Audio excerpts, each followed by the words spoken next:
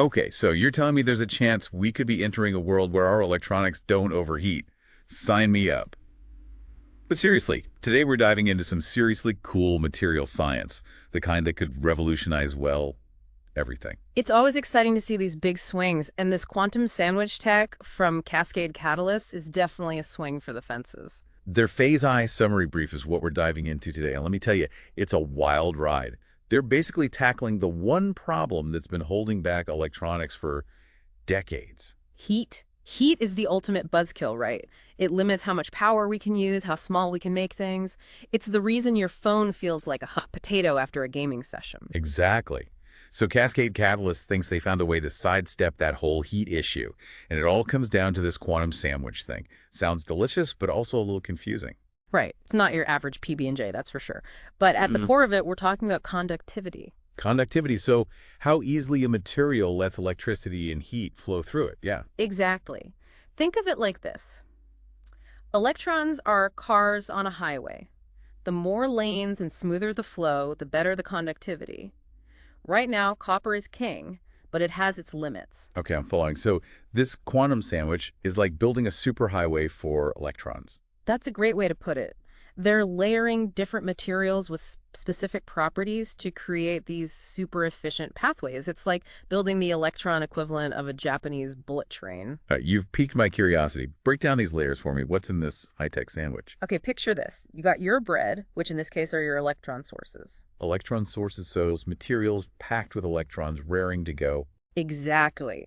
Then you've got your fillings, which are like the transfer activators.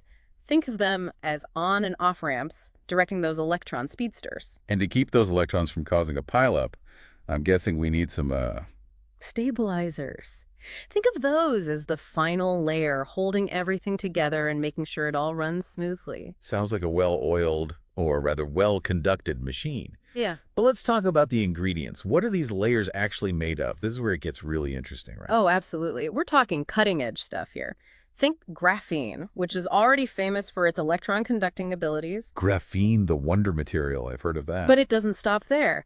They're also using these unique carbon structures made through a process called radical telomerization. Radical telomerization. That sounds intense, like something out of a sci-fi movie. It essentially lets them build these intricate carbon structures with atomic level precision, like molecular Lego. And to top it off, they're incorporating things like polyethyl high polymers and ceramic oxide spinels. Hold on, spinels. Is that even a real word? Right. It does sound made up, but spinels are actually a type of mineral with a crystal structure that works perfectly for this application. So we've got graphene, crazy carbon structures, and mineral magic all layered up. That's quite a sandwich. But how do we actually get those electrons moving at super speed? That's where the quantum part of this whole thing comes in. And that's where we meet the excitons. Excitons. Okay, you're going to have to break that one down for me. Imagine an electron just hanging out in its energy level, just chilling. Relatable. Now, imagine something comes along and gives it a jolt of energy. Suddenly, it jumps to a higher energy level. Feeling energized. But it can't stay there forever, can it? You got it. It eventually drops back down to its chill, low-energy state. Don't we all? And when it drops back down, it releases that energy it was holding on to. And that released energy, well, that can be used to move other electrons around. So these excitons are like tiny little energy carriers zipping around and transferring power much more efficiently than regular electrical current. Exactly. Think of it as upgrading from a horse and buggy to a high-speed rail for your electrons. Now that's an upgrade I can get behind. But how does that actually translate to better conductivity in this quantum sandwich? I mean, it all sounds great in theory, but... Here's the thing. Cascade Catalysts claims they can generate a super high concentration of these excitons within their quantum sandwich. And that's where things get really interesting. Okay, so high concentrations of excitons, got it. But the real kicker here, and the part where my brain starts to melt a little, is their claim that this tech could be 10 times better at handling heat than copper.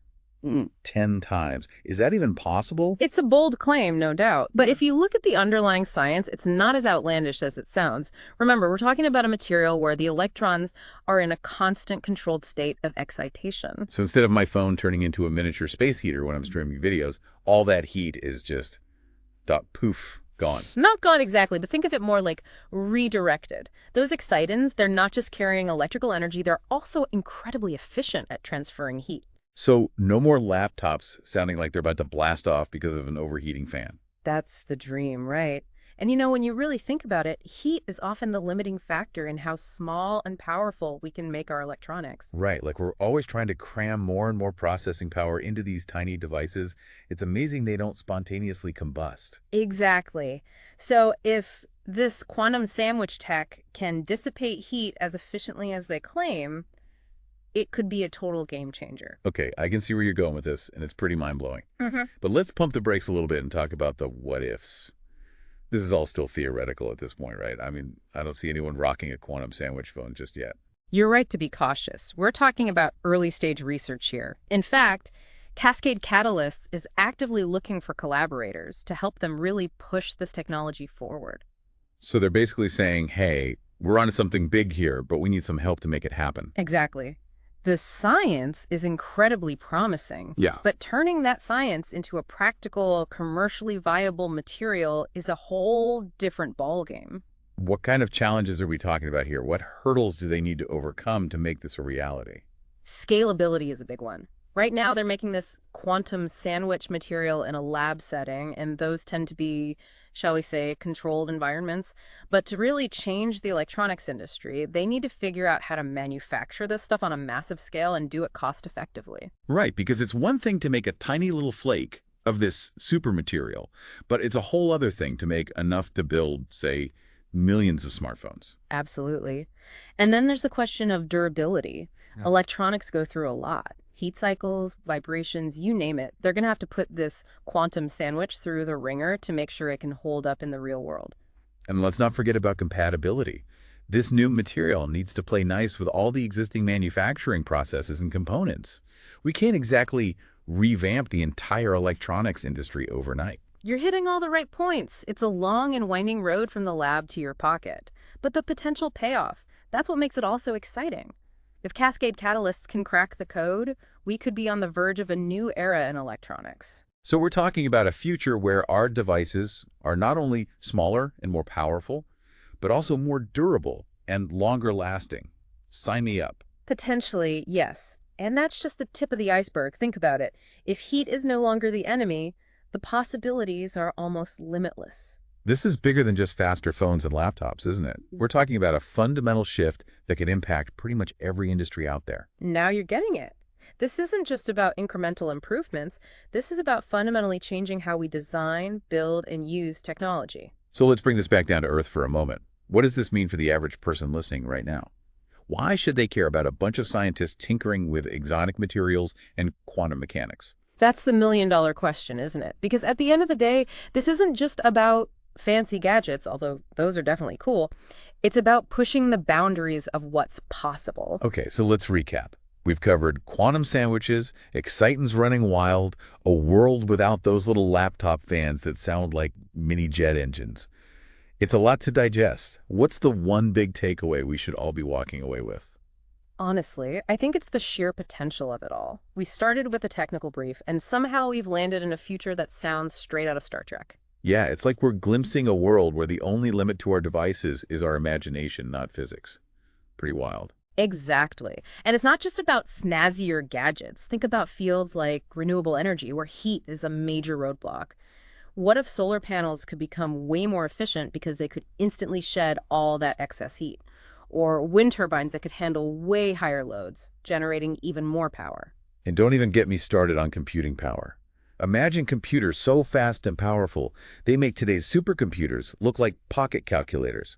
Medical research, artificial intelligence, it's all about to get a serious upgrade. Right. Imagine medical implants, for example. They could be smaller, way more sophisticated, capable of things we can barely dream of right now. Or electric cars with ranges that would make a gas guzzler weep, and battery life that doesn't leave you stranded in the middle of nowhere. It's crazy to think that a single breakthrough in material science could have this kind of ripple effect across so many industries. It's true. And that's what I find so incredibly exciting. We're not just talking about making what we already have a little bit better. This is about unlocking entirely new possibilities that just a few years ago would have been science fiction. So as we wrap up this deep dive, is there one final thought you'd like to leave our listeners with? Here's something to ponder. If this quantum sandwich technology lives up to even a fraction of its hype, what kind of mind-blowing breakthroughs could we see in the next decade? What world-changing innovations are suddenly within our grasp? It's like peering into a crystal ball of technological possibilities, and from where I'm sitting, the future's looking pretty bright. We'll definitely be keeping a close eye on Cascade Catalysts and all the exciting work they're doing. This could be the start of something truly groundbreaking. Absolutely. It's a real testament to the power of human ingenuity and our drive to push boundaries. It's a good reminder that even when we think we've hit a wall, there's always a potential for these incredible discoveries that can completely reshape our world. And on that note, we'll wrap up this deep dive into the mind-blowing world of quantum sandwiches and the future of, well, pretty much everything. Until next time, keep exploring, keep asking questions, and keep that curiosity alive.